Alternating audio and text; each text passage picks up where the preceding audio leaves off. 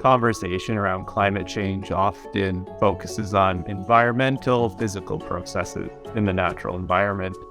When we think about climate justice, we really should be thinking about ethical considerations and political considerations more broadly, and how these ethical and political decisions affect the climate change processes, in turn affecting people. I think climate justice is about shifting the discourse on climate change from an isolated scientific thing to one that looks at civil rights and human rights.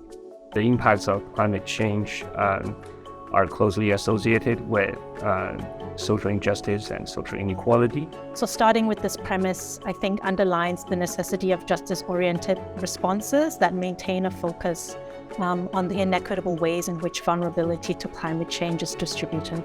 Climate justice is about trying to clarify the situation, provide the information necessary so that in the future, the brunt of climate change impacts isn't falling on the most vulnerable, on the people with the fewest resources, but rather those groups are protected.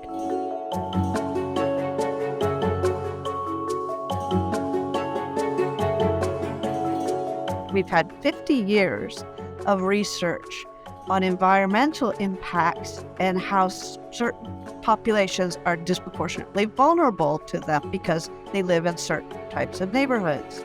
And because of that research, we have a great foundation now to move into thinking about climate change. The work of climate justice research is to try and help civil society organizations and policymakers make changes that reduce the impact of climate change on communities who are now feeling the impact more than anyone else.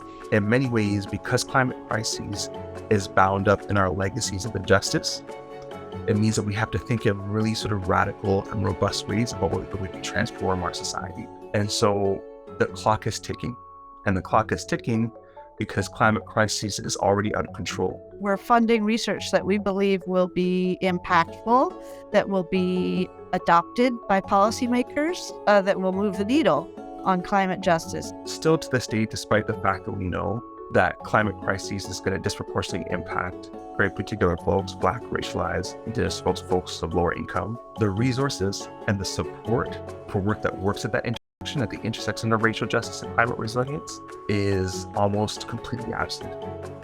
And so for the School of Studies to step in and prioritize this focus is hugely impactful. The climate change is a global challenge, and it requires efforts from different countries, different groups to come together and to develop actions and initiatives. So I think this Urban Challenge Grant is really a big help. At U of T, we have such a huge number of researchers, and connecting us together is immensely important. Climate justice isn't a natural or social or health science. It's all of them combined to really understand how do we address climate justice. I'm thankful for the School of Cities, not only for the financial support of the research, but also for the opportunity to be in community with other researchers working on issues of climate justice in different fields. If we rebuild our world and restructure our world in the ways that they need to, we will create not just a climate adaptive city, we'll create a city and a nation state and a country that can handle almost anything.